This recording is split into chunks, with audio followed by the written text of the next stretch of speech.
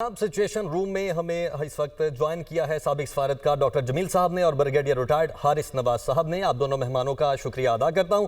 सबसे पहले डॉक्टर जमील साहब, आपकी जानिब आऊंगा। कुछ ही लम्हे पहले अभी हमने army chief general Syed Asim Munir की तकरीर भी दिखाई, जो कि कुछ ही दिन पहले उन्होंने की थी ओवरसीज़ कम्युनिटी से खिताब करते हुए। ख़ास तौर पर कश्मीर हमारी शाहरग है और ये हमारी शाहरग था और हमेशा रहेगा, ये अज़म दोहराया गया था। दो कौमी नज़रिए पर बात की गई थी और उसके बाद हमने देखा कुछ ही दिन के बाद ये फॉल्स फ्लैग ऑपरेशन हो जाता है। इतना दो टोक मौकिफ पाकिस्तान ने कश्मीर पर बयान किया और वहीं पर इस तरह का हमला होना, इस तरह का फॉल्स फ्लैग ऑपरेशन इंडिया का, क्या ये आपको कोई सोची समझी साजिश या प्लान लगता है या इत्तेफाक लगता है? इसमें सोची समझी साजिश हो या ना हो, लेकिन ये एक सीक्वेंस है, ये एक तरीकाकार है जो कि इंडिया हमेशा अपनाता रहा है। कोई पहली मर्तबा तो फॉल्स फ्लैग ऑपरेशन इंडिया ने नहीं किया है, कई मर्तबा किया है और उसकी बेहतरीन मिसाल एविडेंस के साथ मौजूद है जो कि छत्तीसपुरा की है, जिसका कि क्लिंटन ने भी जिक्र किया है मेडलिन की बुक में, और उसमें बिल्कुल बताया है कि अगर मैं ना जाता इंडिया तो ये इतनी जानें ज़ाया न होती जो कि फॉल्स फ्लैग ऑपरेशन के तहत उस वक्त किया गया था।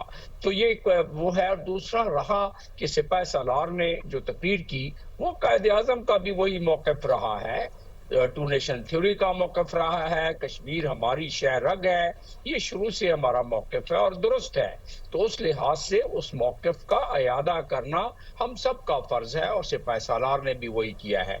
तो उस लिहाज से हमारा ये एक कौमी जो हमारा एक शुरू से रहा है, वो वही बात हर मर्तबा इंडिया में जब भी कोई वाक़या होता है, जब भी एक मार्जिनलाइजेशन मुसलमानों के खिलाफ होती है, जब भी कानून साजी होती है, चाहे वो सिटीजन एक्ट हो, चाहे वो नेशनल रजिस्टर हो, चाहे वो जुल्म ताद्दी जबर सितम हो वहाँ मुसलमानों पर और दूसरी भी माइनॉरिटी कम्युनिटी पर, तो फिर इस मौक़िफ़ में और उस नज़रिए में मज़ीद पुख्तगी आ जाती है और ये पुख्तगी दिन ब दिन मज़ीद पुख्ता होती जा रही है। इंडिया जो करतूत और जो हरकत कर रहा है, आज देख लें कि जो वहाँ हमारे मुसलमान भाई हैं उनके साथ क्या रवैया अख्तियार किया जा रहा है। लेकिन हमें फ़ख्र होना चाहिए कि हम एक खुली फिजा में सांस लेने वाली कौम है और ये मरहून मिन्नत है मोहतरम जनाब कायद-ए-आज़म मोहम्मद अली जिन्ना के बसीरत का कि आज हम एक खुली फिजा में सांस ले रहे हैं। आज हम उस मुल्क में हैं जहां कि हम अपने कॉन्स्टिट्यूशन, अपने तरीक़ाकार के मुताबिक, अपने मजहब के मुताबिक, अपने कल्चर के मुताबिक, अपनी तमाम आदाब और तमाम सकाफतों को नज़र में रखते हुए हम उसकी प्रैक्टिस कर सकते हैं। वो हमारे दूसरे जो मुसलमान भाई इस वक्त इंडिया में हैं, उन पर दिन ब दिन घेरा तंग किया जा रहा है, उनकी हालात नागुफ्ता बेह की जा रही है। तो ये तो रहा कि एक सबूत जो कि दिन ब दिन मजीद पुख्ता होता जा रहा है दो कौमी नजरिए का।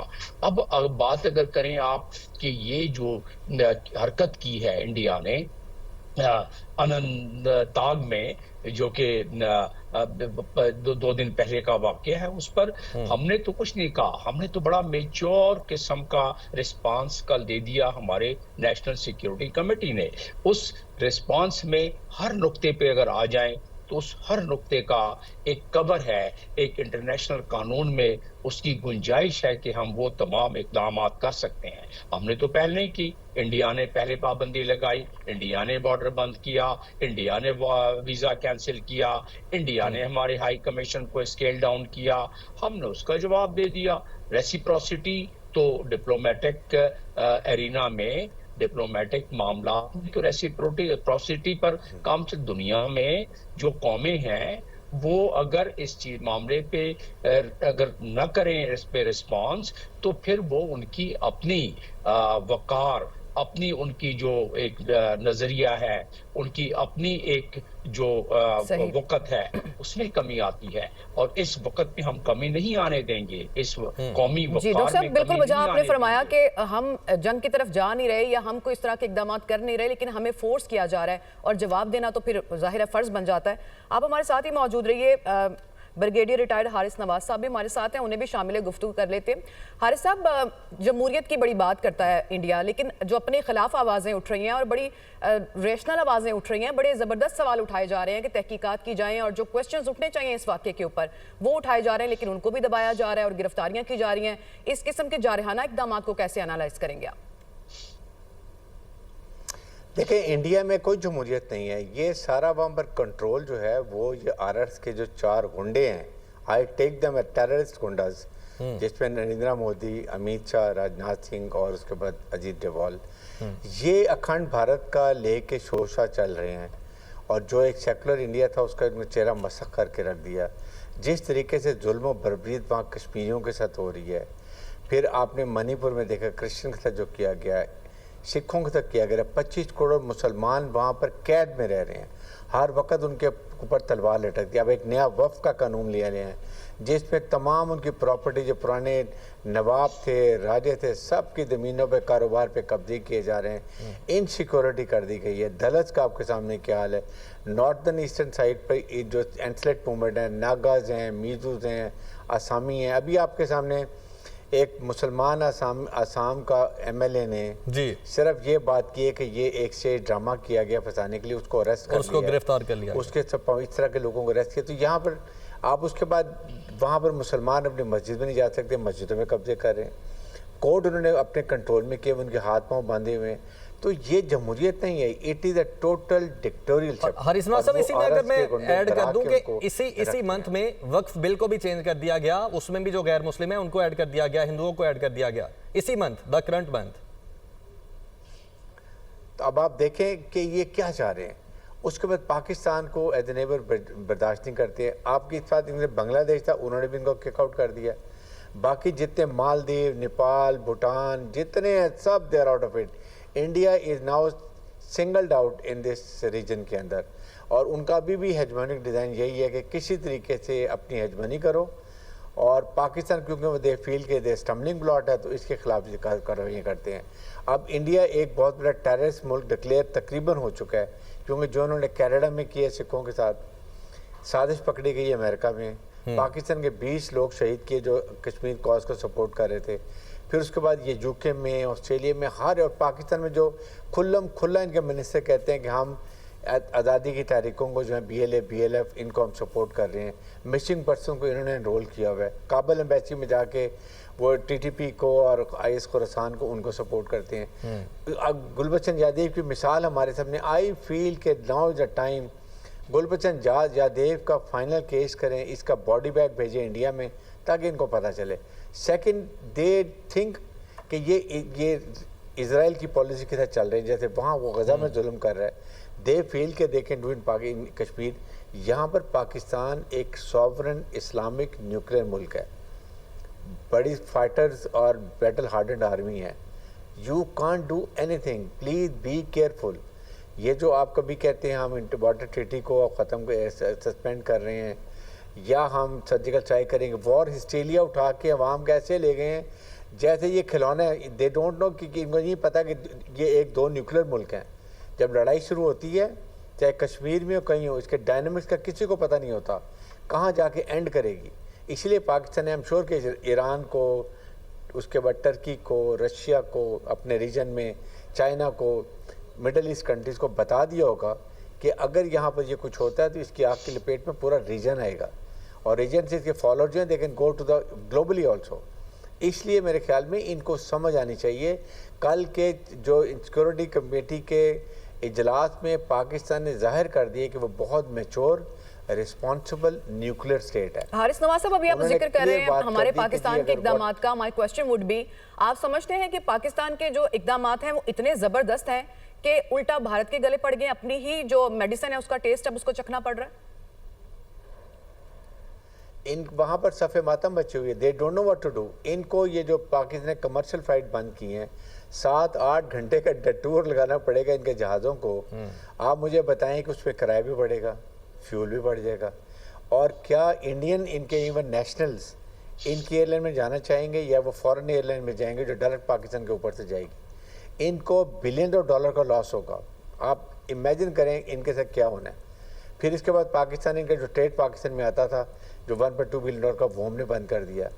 थर्ड, इनके साथ जो थर्ड कंट्री को ट्रांजिट ट्रेड में करते थे वो हमने इनको बंद कर दिया। और साथ हमने ये कह दिए कि it's an act of war. Act of war means without telling के all means Pakistan can use to ensure enemy cannot divert our water। लेकिन 25 करोड़ अवाम को प्यासा ये मारने की कोशिश करेंगे तो विल सी व्हाट हैपेंस। चले इसी पॉइंट पर मैं आऊंगा। डॉक्टर साहब आपकी जारी बात हूं। पहलगाम फ्लैग वाकये में हिंदुस्तानी पुलिस स्टेशन में दायर एफआईआर ने मोदी हुकूमत का झूठ बेनकाब कर दिया है। पहलगाम फॉल्स फ्लैग ऑपरेशन की एफआईआर ने हमले को मशकूक बना दिया है। सिक्योरिटीज राय का बताना है कि पहलगाम पुलिस स्टेशन जायवकुआ से 6 किलोमीटर दूरी पर है और पहलगाम हमला 1:50 से 2:20 तक जारी रहा। 10 मिनट में 2:30 पर एफआईआर दर्ज हो जाती है। 10 मिनट के अंदर अंदर एफआईआर दर्ज होना पहले से बनाए हुए मंसूबे का इशारा देती है। पहले से तयशुदा मंसूबे के तहत नामालूम सरहद पार दहशतगर्द नामजद भी हो जाते हैं। एफआईआर कहती है कि मुबैना दहशतगर्दों की तरफ से अंधाधुंध फायरिंग की गई, जबकि इंडियन गवर्नमेंट और मीडिया इसे टारगेटेड किलिंग का झूठा राग अलापता है। वाकये के 10 मिनट के अंदर अंदर एफआईआर में बैरूनी आकाओं की इमा पर जैसे अल्फाज पहले से शामिल कर दिए जाते हैं। एफआईआर के सामने आने से मोदी हुकूमत का पहलगाम फॉल्स फ्लैग का भोंडा ड्रामा बुरी तरह नाकाब हो चुका है। एफआईआर में झूठ पकड़े जाने के बाद मोदी का पहलगाम फॉल्स फ्लैग ड्रामा सिर्फ एक मजाक बन चुका है। और साथ ये भी कि एक तरफ भारत का जंगी जुनून और दूसरी तरफ अपने फौजियों को 2 वक्त का खाना तक नहीं दे रहा है। भारतीय मीडिया ही अपनी फौज की कसम पुर्सी मंजरेआम पर ले आया है।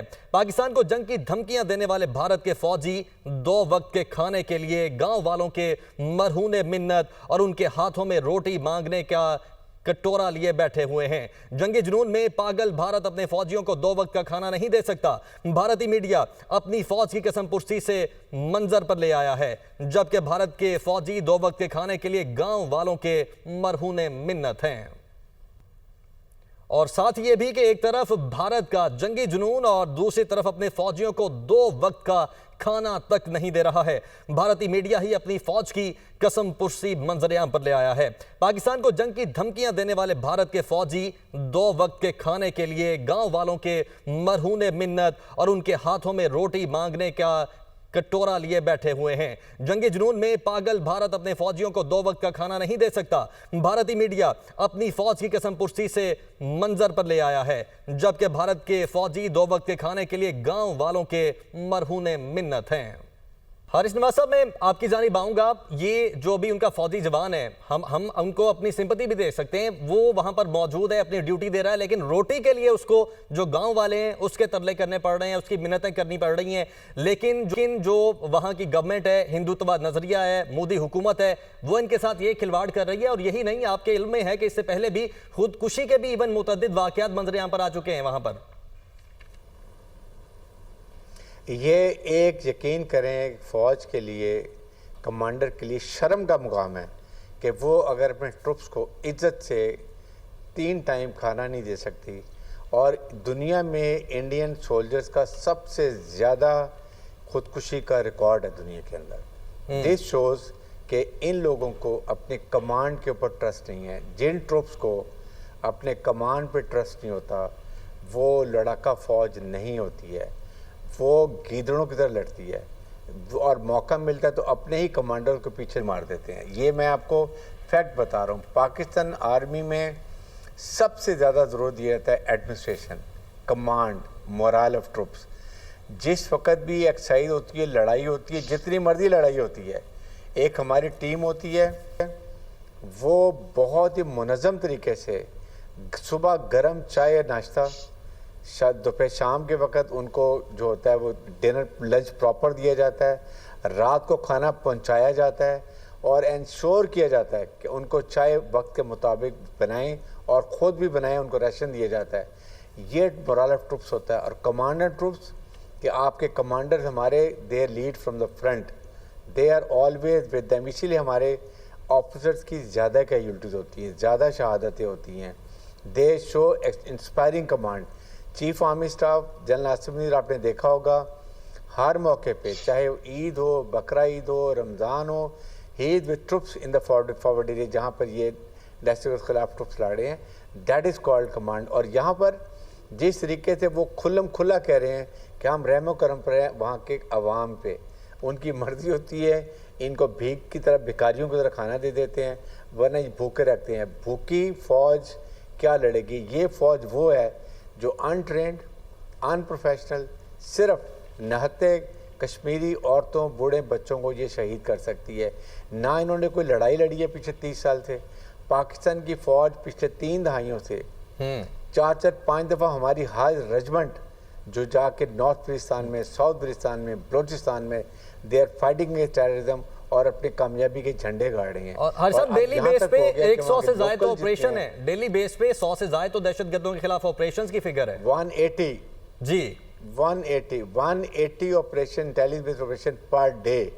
और उसके साथ अब वहाँ के तमाम लोकल्स वो खड़े हो गए हैं अपनी मुसल्लह अफवाज के साथ, उनका कॉन्फिडेंस डेवलप हो गया टू एन एक्सटेंड कि उन्होंने कहा हमारे गांव में कोई टेररिस्ट आएगा, हम खुद उसका मुकाबला करेंगे। कई दफ़ा वहाँ पर हमारे सिक्योरिटी के एहलकार गए जाते हैं, जब वहाँ पर उन एरिया के रहने वाले तो ये टेररिस्ट आ जाते हैं, उनका मुकाबला करके उनको भगा देते हैं। That is the difference. इसलिए मैं ये कहता हूँ, डोंट टेक पंगा विद पाकिस्तान। पाकिस्तान की इतनी तैयारी है, इतनी कॉन्टीजेंसीज हैं, एक एक इंच एरिया इंडिया का हमारी मिसाइल के रेंज के अंदर है। हमने कॉन्टीजेंसी प्लान बनाए हुए कि अगर इंडिया पानी रोकता है, what we have to do and how we have to do and how violently we going to attack. Likewise अगर आपका एक जहाज़ किसी एयरबेस से उड़ेगा, उस एयरबेस को हम धुएं में और शोलों में डाल देंगे। एक मिसाइल आएगा, 10 मिसाइल मारेंगे। इस दफ़ा आप नॉट ओनली कि हम आपको घुस के मारेंगे, ये हमारी कौमी अज़्म है। इस दफ़ा इट्स नॉट ये बयानिया अज़म है कि we are going to fight and fight till the time your generation remember कि आपने किस कौम से पंगा लिया था। सही। दुनिया सिचुएशन रूम से ये खुसूसी ट्रांसमिशन इस वक्त जारी है। हमारे साथ साबिक सफारतकार डॉक्टर जमील साहब और ब्रिगेडियर रिटायर्ड हारिस नवाज साहब मौजूद। इस ट्रांसमिशन का सिलसिला जारी रखेंगे। अभी एक ब्रेक लेंगे। Stay with us. दुनिया सिचुएशन रूम में एक बार फिर खुश आमदीद। ब्रेक पर जाने से पहले हम बात कर रहे थे पहलगाम फॉल्स फ्लैग ऑपरेशन के बारे में जो तजादात से भरा हुआ है। हमारे साथ हमारे तजियाकार भी मौजूद थे, ब्रिगेडियर हारिस नवाज साहब और डॉक्टर जमील साहब हमारे साथ मौजूद हैं। डॉक्टर जमील साहब, अभी आपकी तरफ मैं आना चाहूँगी क्योंकि बात हम पहले कर रहे थे और आपने गुफ्तगू यकीनन सुनी जो अहलकार हैं भारतीय फौज के, उनकी। सवाल आपसे मेरा ये होगा कि इस सिचुएशन को देख के ऐसा नहीं लगता कि घर में तो खाने को दाने नहीं है, लेकिन भारत के ऊपर जुनून सवार है पूरी दुनिया की चौधराहट का? क्या कहेंगे आप? जी, मतलब ये इस बात की गमाजी करता है कि जिन लोगों को इन्होंने डिप्लॉय किया है, जो 7 से लेके 8 लाख के करीब वहाँ अपने ट्रुप्स, उस ट्रुप्स की मैनेजमेंट इनसे सही नहीं हो रही है। तो ये जंग के लिए हमें धमकियां दे रहा है इंडिया, और वो धमकियां हमारे लिए उनके राजनाथ मिनिस्टर जो है वो कहते हैं कि हम आपके इलाके में घुसकर आपके लोगों को मारेंगे। तो ये तमाम ये धमकियां, उनको अंदाजा होना चाहिए कि उनके अपने घर की हालत क्या है। तो ये चीजें उनको बहरहाल एक्सपोज भी होना चाहिए। ये यकीनन वायसे शर्मिंदगी है किसी भी मुल्क और किसी भी कौम के लिए कि उसका सिपाही, उसका सोल्जर जो कि डिप्लॉयड है फील्ड एरिया में, बॉर्डर पे डिप्लॉयड है, वो भूख और प्यास की दुआइयां दे रहा हो। तो ये दुनिया में भी इसको मजीद मेरा ख्याल है कि बताना चाहिए हमें भी, और दुनिया वाले खुद इसको पिक करेंगे। ये तो बड़ी एक आप तो मीडिया से हैं, आपको पता है कि ये तो CNN और BBC की स्टोरी है। अगर इसको सही टाइम पर अगर मिल जाया जाए कि किस तरह क्या नागुफ्ता बेहालत है एक न्यूक्लियर स्टेट की, जो कि दूसरे न्यूक्लियर स्टेट को धमकियां दे रहा है और उसके खिलाफ ये यूनिलैटरली जो फैसले कर रहा है, और यूनिलैटरली फैसले भी ऐसे जो कि इंटरनेशनल ट्रीटी और उसके कानून कवानीन की खिलाफ वर्जी है। मेरा इशारा है इंडस वाटर ट्रीटी की तरफ जिस तरह के एक तरफा तौर पर फैसला किया गया, तो दुनिया को ये पता होना चाहिए कि एक तरफ तो एक तरफा तौर पर